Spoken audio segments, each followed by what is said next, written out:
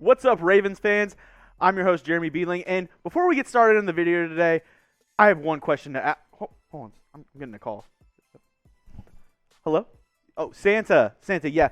The only thing I want is for the Ravens to smash the Bengals. Is that doable? I swear I've been a good boy. Okay, cool. Yep. Sorry about that. Got a quick call. But I need you to go down and hit that big red subscribe button and join the Ravens flock. Let's smash these Bengals. Go ahead and smash that sub button.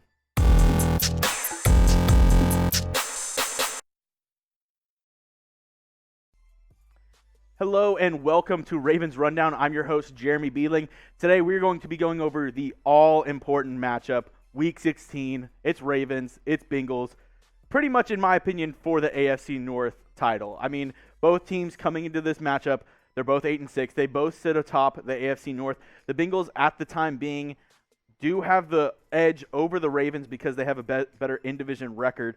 But, I mean, this is going to be a winner-take-all game, in my opinion. Whoever wins this game, I think, is going to go on and win the AFC North. So it's a huge matchup. I mean, the Ravens need to come out. They had a great game against the Packers, almost beat Aaron Rodgers with a myriad of people out, and just were not able to do it at the very end. Didn't get that two-point conversion second time this season. But, I mean, this game right here, this is the game that they need to go all out. They need to do everything they can to win this game.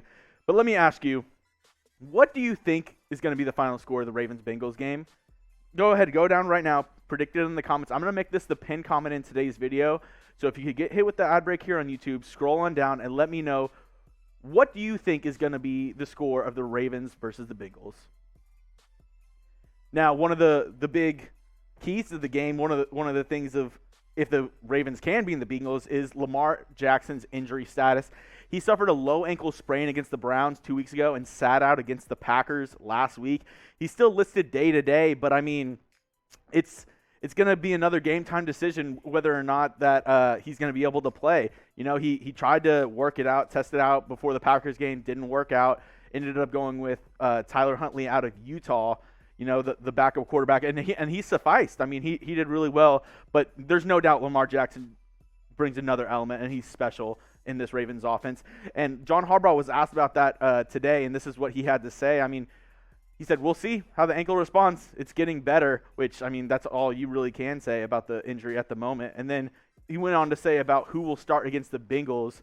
We're going to have to see where we're at with all factors. You take everything into account and see what you feel best about going forward. Practice time, health-wise, all those things. That's really all you can do. And, I mean, to be honest, that's all you can do because, I mean, Tyler Huntley has made this where it's a hard debate whether or not to start him because do you have a 75% Lamar Jackson who's limited, who's hurt, who's hobbled, or do you play Tyler Huntley who's healthy, who showed promise against the Packers, and he really showed that he's worthy of being that, you know, backup role, kind of can step in and not play at the same level as Lamar Jackson, but at least doesn't suck. I mean, if you look at his stats against the Packers, if I told you these were Lamar Jackson's stats, you'd be like, dang, Lamar Jackson had a pretty good game. He went 28 of 40, 215 yards and 2 touchdowns, no picks. That's the big thing, no picks. Usually that's a lot what you see with these backup quarterbacks. I mean, not loosey-goosey with the ball, but, I mean, no picks for Tyler Huntley. And just like Lamar Jackson, he was able to get it done in the rushing game. 13 carries, 73 yards for 2 touchdowns. I mean, he accounted for 4 total touchdowns. So, I mean, it's going to be a hard decision whether or not to play Tyler Huntley. And, I mean, if you look at the offensive stats throughout the season for both these teams, obviously Ravens have the edge in total yards per game. But, I mean, look at the points per game. Advantage Bengals. I mean, you're going to have to get it done. And, I mean, Tyler Huntley got it done against the Packers, who their defense isn't horrible. He got it done 30 points against the Packers. That's nothing to raise your nose at. But, I mean, it's really going to be about a balanced attack for the Ravens and obviously for the Bengals stopping their passing game. Because, I mean, we're going to be talking about the injury report later on. Joe Mixon is questionable for this game, but Joe Burrow and Ja'Marr Chase have had a connection like very few in the league, kind of leading that passing attack. But I have another question for you at home. And this isn't obviously who you think's better, because, I mean, I'm not on drugs right now. I don't think Tyler Huntley is as good as Lamar Jackson. Trust me, I do not think that.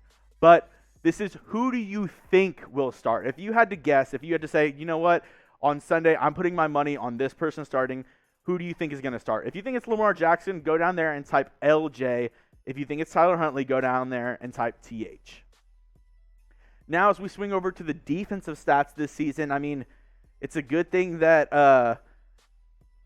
the Ravens, I mean, their passing defense has been suspect at times, but I mean, they played pretty well against the Packers.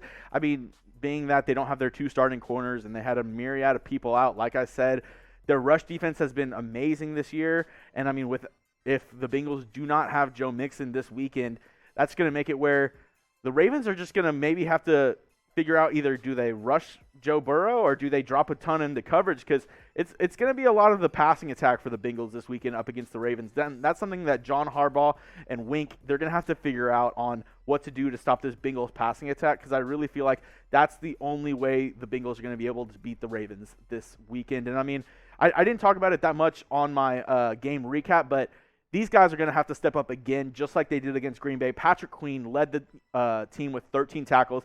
He was all over the field running around. This is why the Ravens drafted him. He is a sideline-to-sideline linebacker. He can go east to west, run all around the field, and he was a tackling machine against Green Bay. Another guy who was a former Cincinnati Bengal, Josh Bynes, he was all over the field as well, tacking up 8 tackles, 1 sack, and 1 QB hit. He played really well. And another guy from the safety position, Geno Stone, he had 7 tackles, 1 tackle for loss. He played pretty well in this game, given that, you know, the passing defense wasn't the best. But, you know, these guys are going to have to step up again if the Ravens are going to be able to stop Joe Burrow and the Cincinnati Bengals offense. One more time, please, guys, go down there and subscribe. I'm trying to get this Ravens channel up and going, but I mean, there's not only competition on the field, but there's also competition in YouTube. We are trying to beat the Browns channel. We are trying to beat the Steelers channel. There's a bunch of other channels here at Chat Sports that we're playing catch up to. This channel started later than them. I get that, but we need to get the pedal to the metal. We got to get this channel going so I can tell my bosses, hey, Ravens fans, they represent. We need to be making more Ravens videos for them. All right, and like we said, we're going to be talking about a little bit of the injury report. These are the Ravens that were questionable for this weekend as of filming today, Monday. Calais Campbell, he is questionable with a thigh. He did not play against the Packers. Hopefully we have him back. He is easily our best defensive lineman. If we can get him back for this game, that'll do wonders. Patrick McCarry, he's been out a couple of weeks with a hand. I mean, you'd like to have some O-line help. You'd like to have him back if you can, but the Ravens have sufficed without him. Patrick Ricard, I think this is a sneaky big one. You know, a lot of people, they don't think about the fullback. They don't think it's an impact player, but Patrick Ricard, he's the kind of guy that he goes in there, he helps the running game a ton. He's great at pass blocking. He's great at blocking all overall, and also he really helps in the passing game as well, kind of going to the flat, taking those short routes, and is able to pick up quick and easy yards. Devin Duvernay, he is dealing with an ankle injury. He's been an okay receiver for us this season. And Ben Powers, the guard, he's dealing with a foot injury, so hopefully we'll get him back. But some good injury news for the Ravens. Pernell McPhee, he is designated to return from IR this week. Hopefully some more help with this Ravens defense. Maybe get the pass rush going, get Joe Burrow sacked a couple times. Crossing my fingers, let's see Pernell McPhee. Hopefully he makes an impact in this game. Now let's swing over to the Bengals injury report. Like I talked about, Joe Mixon, he suffered an ankle injury last weekend, and he is questionable against the Ravens this weekend. Khalid Kareem, he is a defensive end. He is going through the concussion protocol right now, but these next 2 names, they're really big. Isaiah Prince and Hakeem Adeniji. I hope I pronounced that right. The starting right side of the Bengals offensive line, both questionable for this weekend. Prince dealing with illness, Hakeem dealing with an ankle injury, and Vernon Hargreaves is also dealing with illness. I don't know, Vernon Hargreaves, Isaiah Prince getting into maybe a kissing matchup. I don't know why they're both sick, but questionable for this weekend. And the next, probably the biggest question on the Bengals sideline is going to be their star linebacker, Logan Wilson. He has been a standout for them this week, or this whole season. and he's doubtful for this weekend, and that is a huge gain for the Ravens if he does not play. That means you can get the running game going even more. That means your tight end game in the middle of the field, you can get those guys going, and I mean, he is the stalwart of that defense. He's the one that calls the plays. He is the captain on defense. So if he's not out there, that's a huge gap in the middle of the field for the Ravens to exploit. Now let's turn over to the AFC playoff picture. Obviously, Baltimore scooted out of the division leader role after a loss to the Packers and a Bengals win. But like I said, this is a huge matchup this weekend. The Ravens, they can slide right back into that division leader, can go right back into the AFC playoff picture with a win this weekend. They are 8-6. The Bengals are 8-6. It is coming down to the wire these last few weeks, and Baltimore, I mean, they need a win this weekend. Yes, there's 2 more weeks after this, but it's a huge game for them. As you see, the AFC North Standings right now as we sit, the Bengals and Ravens technically tied, but Bengals have a better division record than the Ravens. That's why they're ahead. Pittsburgh, the Browns, they're not out of it either. You need to win this game, but you also need to win the next 2 games as well. And something that we use around the Chat Sport office, something that I've found pretty useful, New York Times has a playoff simulator, and they run basically you put it in, whether they're going to win or lose, and it does thousands of simulations to see what their percent chance of making it to the playoffs is. I put in, if the Ravens lost to the Bengals this weekend, their playoff chances go down 31%. That is not good. If you lose to the Bengals, it's not a death sentence, but sure, it is not looking good for the Ravens if they lose to the Bengals.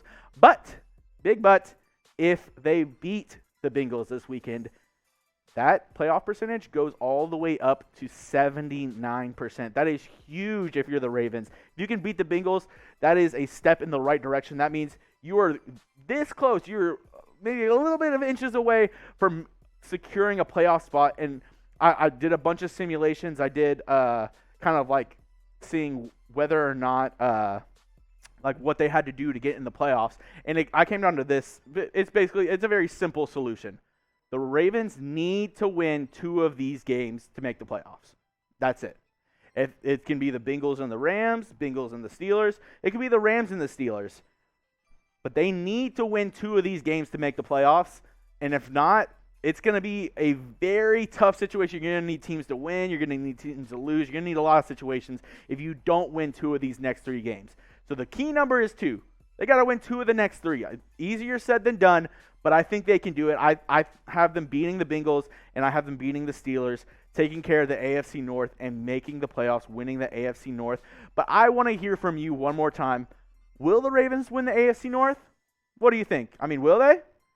Go ahead, go down in the comments, type Y for yes, N for no, if you think the Ravens will win the AFC North. And one more time, if you love the Ravens, if you love flying with the flock, if you love purple and black, please subscribe to the channel right now. We're trying to get to 3,000 subs. We're trying to beat the Browns. We're trying to beat the Steelers in subs. So help us, help you. More subs equal more videos. Go down and hit the big red button.